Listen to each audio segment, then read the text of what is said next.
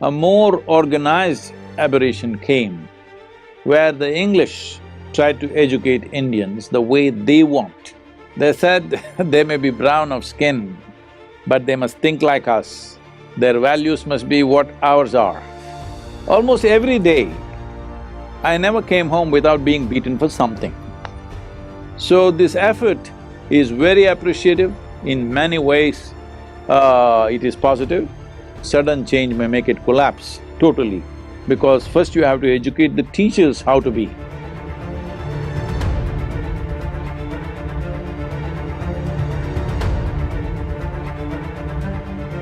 In a much-needed move, the government of India recently announced sweeping changes in the education policy for the first time in 34 years.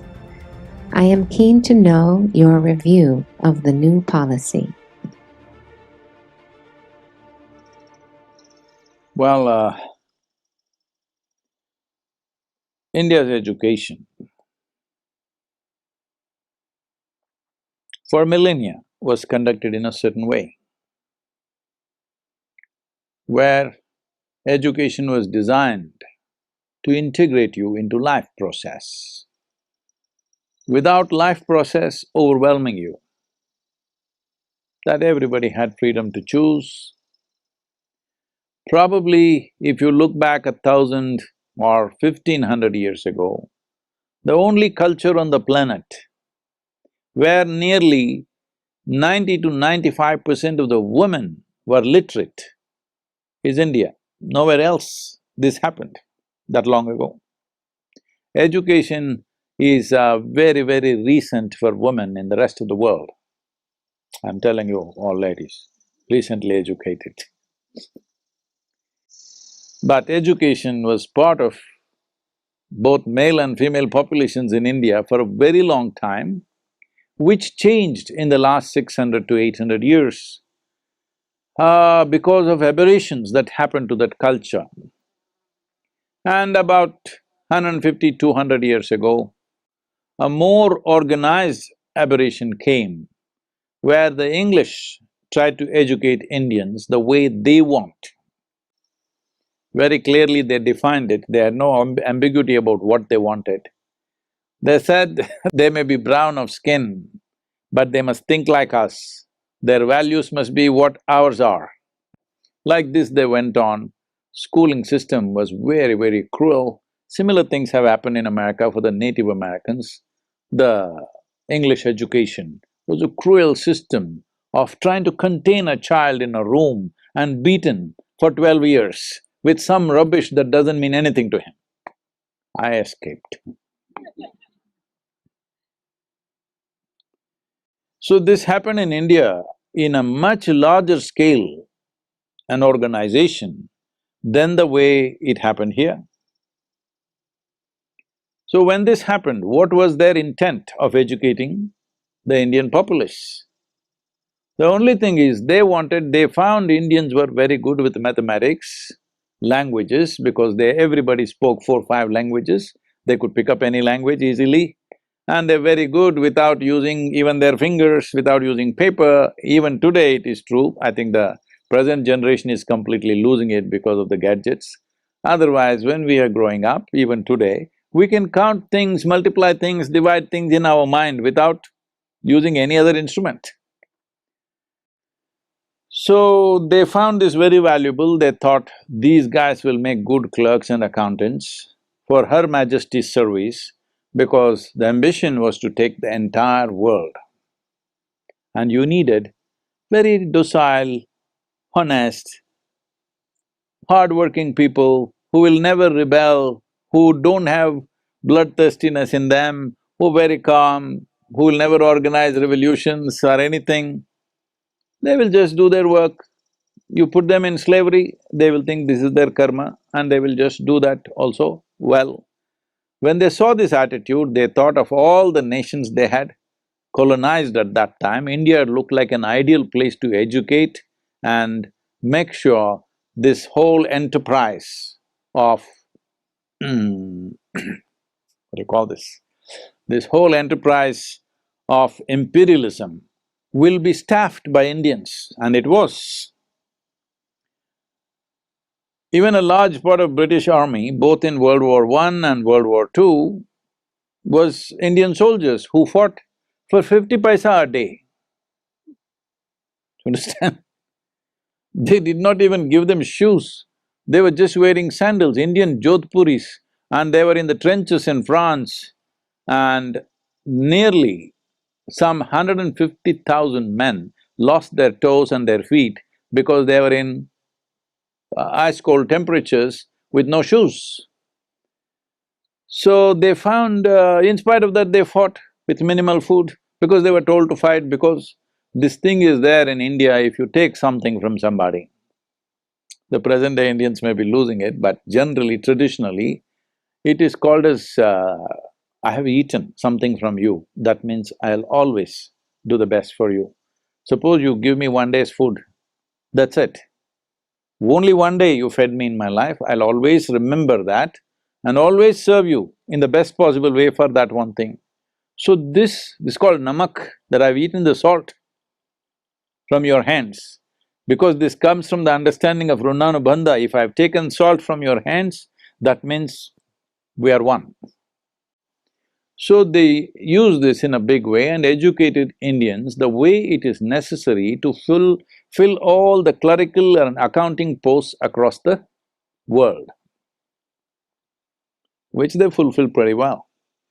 But in this education process, the most important thing is obedience, not intelligence, not ingenuity, not unfolding of individual genius.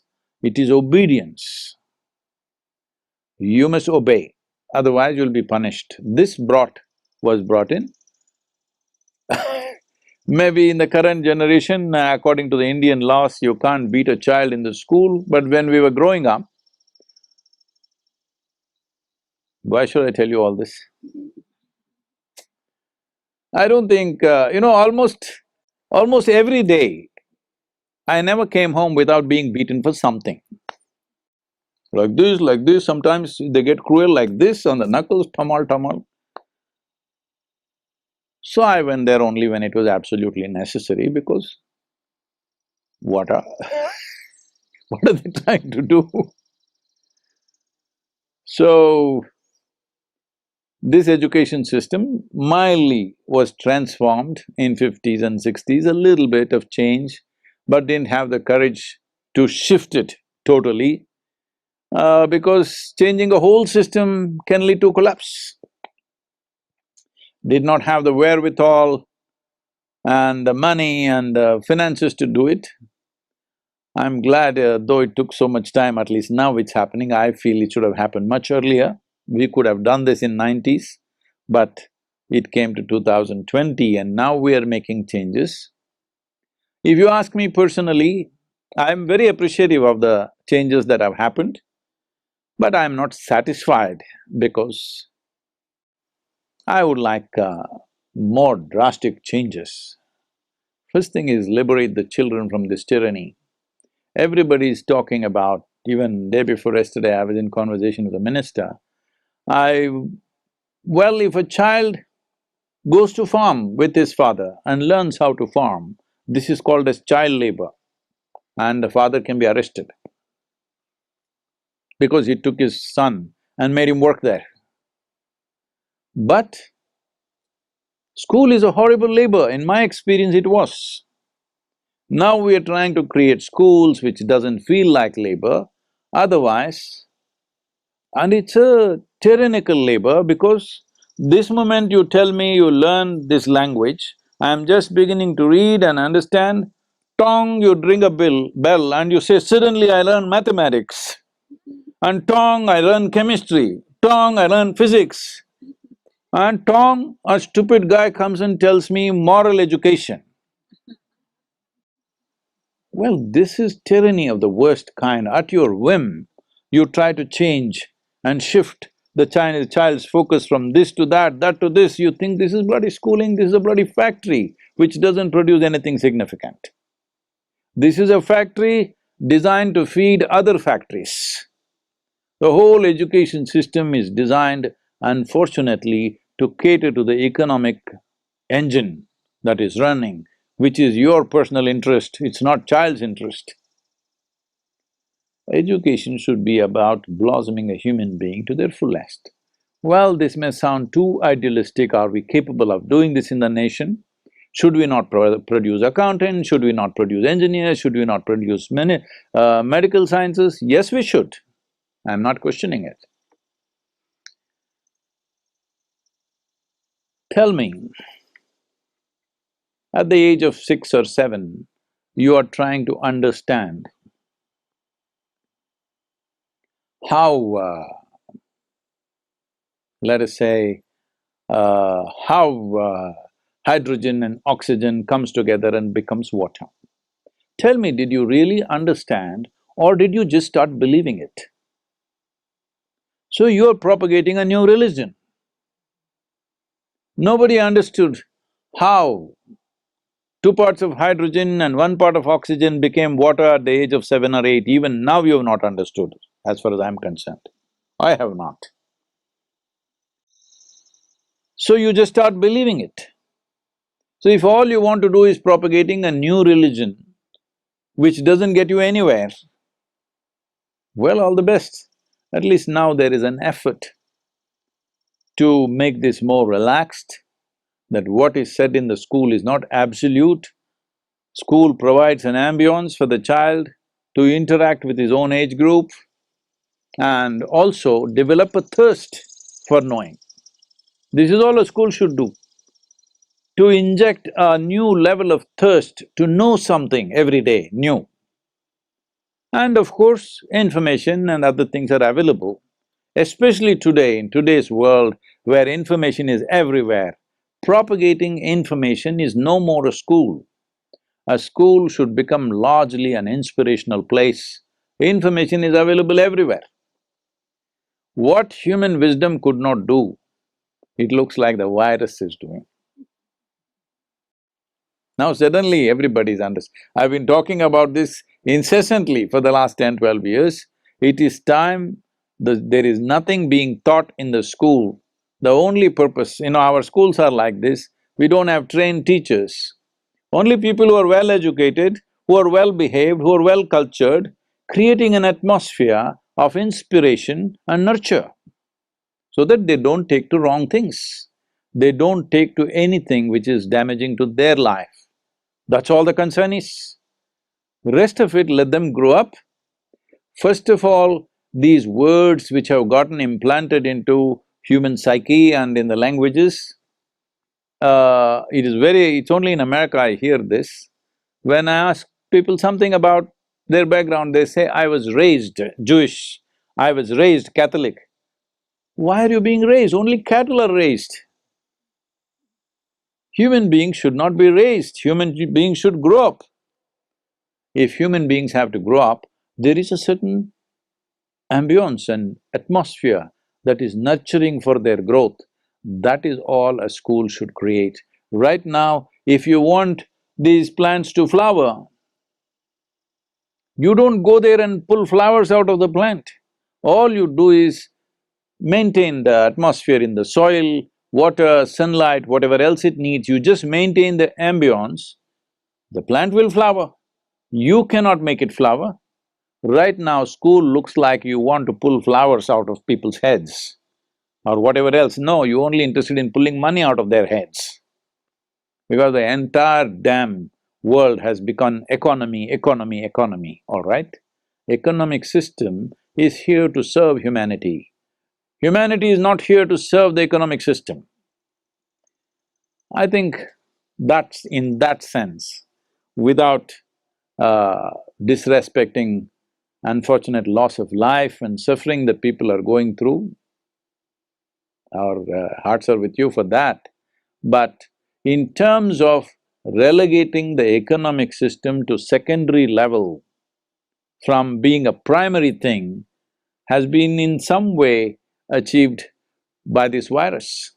Right now, staying alive and staying healthy is more important than how much bank money you got. It's a very good happening for the human beings. This should have happened of our own wisdom, which is what these centers are, where nobody is thinking money. We are living in a way that there are many people who are living with me who not thought money for the last 10-20 years, because money doesn't mean anything to them. I've developed people around me that if you put a you know, you open up the Federal Bank to them, they'll walk in thinking, what is there to read? It's not even a library. Because it doesn't mean anything to them, because what money can buy doesn't matter to them. Of course, we all eat, all this is there, but for that you don't have to run such a horribly destructive economic engine which is just ripping the life out of this planet. So, in this, if you want to correct this can't be corrected by crippling the economy, this can only be done by transforming our education system. So this effort is very appreciative, in many ways it is positive, but still, for me, it is still coming from too much fear. In a controlled way, little shift is happening, but maybe there are practical problems, I understand that, because in India, millions of children, probably around… if… in Tamil Nadu alone, there are about 15 million children in school, I think. No, I'm sorry. No, that's wrong. In Tamil Nadu, in the government schools in Tamil Nadu, there are 1 million children in the government schools. A similar number is there in the private schools, so approximately maybe around 2.2 million children in Tamil Nadu. All over the country, in 28 states, there must be at least 70 to 100 million children in schools. If you take them up to high school, probably up to 120 million children are in school. So the changes that you make for such a large structure, you will have to make it carefully. But I only hope I have also given my insights into education, what needs to happen, and hope in a… in a calibrated manner, more changes will come in the coming years, because to absorb these changes, for many schools to absorb these changes, to create the necessary staff, to create the necessary infrastructure, it may take 2-3 years before they're able to implement what changes they have made, which are significant. One important change that has happened which is good is children can pursue education, they can break it, and again they can come back, which already is there in this country, I think, but otherwise, in India, if you break your education, you're finished. That's the end of your education, you never come back. So now there are options that you can take a break and again you can come back. You went through little madness for 1 year, so you dropped, but now again you got to your senses, you want to get back to school. That possibility has opened up, which is a great thing. That is a very significant change. A certain number of children are committing suicide, unable to bear the pressure, because in India, if you get 99% in your examination, your parents will ask, where is the other 1%? What happened? What did you do with that 1%? So the pressure of performance, where in the Delhi University, children who got 100% don't get seats for graduation courses, because there are so many people who got 100%. So essentially, the most significant aspect of this change that has happened in education policy is from rote learning to a more creative way of thinking and applying themselves, which is very significant. I think it's a good change. Can we make all these changes effective for all these 100 million children plus instantly? I don't think so, but it'll take time, it's a good move.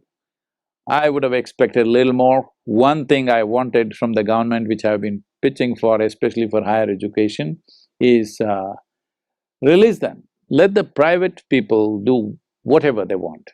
Do not control the private schools. Government schools, you decide what to teach, that's up to you. But private schools, release them in such a way. I actually told this to the leaders of the nation. I said, see, I will teach nonsense and I will charge 1 million. But the parents love it, Children love it. What is your problem? Where did this come that administration starts thinking you love the children more than the parents? Where did this come from? That you're concerned about the well-being of the child more than the parents. Well, there are ignorant parents, they may induce them into all kinds of things. Yes, that much protection you must give, but you must not assume that there are many parents who will take children in the wrong way. If they're drinking, they'll take them into drinking, if they're drugging, they'll take them into drugging, whatever compulsions they have, they will initiate their children into same compulsions, and there are any number of parents who will enslave their children for their own… This thing, parents are not above board completely. Any number of parents have horribly enslaved their own children. So in that sense, the state has to be active and vigilant about it, that is understood, but still, what I'm saying is easier than done. I'm not trying to say they're wrong. All I'm saying is, we must continue to change. This is not like an absolute change has been done and we've achieved something. We must continue to change. Every few years, more and more relaxation should happen. Education should become a joyful choice, not a compulsive extruder out of which you have to come out in a certain shape. This needs to happen everywhere in the world. In India, it's necessary because it's a massive population. We need to bring a possibility where education builds beautiful human beings, not soldiers. Well, soldiers have become necessary in the world only because we have created a world full of confrontation. At least within the given society, we can avoid the soldiers. At the national borders, unfortunately, we still need soldiers. This also would go if economic disparity in the world largely gets equalized, either by everybody going up or everybody coming down, one way or the other. If there is economic disparity goes away, you will see national borders will not mean much. That needs to happen. But we're doing everything possible to see that doesn't happen quickly, because imperialism is being practiced in so many ways, in so many subtler ways than before. And new forms of imperialism is being developed in various parts of the world. So, evolution of individual human being is most important. This is where education is vital, that it is evolution of individual human beings on this planet. But right now, educated people in this world, in the last 200 years, if you look at it, educated people have been the most cruel people on the planet. Educated people have been the most destructive people on the planet. Even ecologically, it's only educated people who are destroying this world. Illiterate people are not doing such things. Even now, it is only in the cities across India, reasonably educated people who are a big virus threat, the rural population anyway maintaining social distance. In Tamil Nadu, if you see, this is a culture in South India, when somebody speaks to somebody, they will speak like this. They were always conscious that your breath should not touch somebody else. Now, look at all of you. But once in a way you would like to raise this and cough at somebody because your freedom to cough in somebody's face. This is being… protests are being taken out. Why can't I infect somebody? That is the way the world happens. Virus must, transact. We all know biologically that is how it is happening, microbial life needs to transact. But you don't have to be an active participant in it, anyway it happens. And you don't have to give a virus which is destructive to somebody's life. Well, this is what it means. Educated people on the planet should become the most responsible and conscious population on the planet. Right now, unfortunately, our education systems have not built this. The future generations, this is what we should aim towards. As long as the Indian policymakers are seeing this as a calibrated change which they will continue to change over a period of time. The present change is fine with me because I understand the largeness. It's not ideal, the changes, the small changes, some are significant changes, but I understand the size of the education machinery. Sudden change may make it collapse totally, because first you have to educate the teachers how to be. When they don't know how to be, suddenly changing the education system could be a disastrous process, so they're changing in installments. That's what I'm thinking, that they're changing in installments. Every few years there will be changes and changes. This needs to happen. Nobody should believe these changes that have been done is absolute and perfect. They are not. It reminds me, uh, I never understood why, but it was fine with me. See, by the time I finished my graduation, which is 12 plus 3, 15 years of education, I have been in 13 different institutions. One, I can blame it on my father, because he was working for Indian Railways and he was being transferred a little bit. That is one cause. But even when we stayed in one city, still I changed every year. This happened. One day, Shankaran Pillai applied for a job. Then the interviewer looked at this and said, asked many questions, which all he answered properly. Then he said, "You have left over 15 jobs in your career. You're only 40 years of age, you left 15 jobs. Why is that?" Shankaran Pillai said, "I never left any of them of my own intent." That was so for me also. I never wanted to leave the school for some reason. They put me in another school and another school and another school.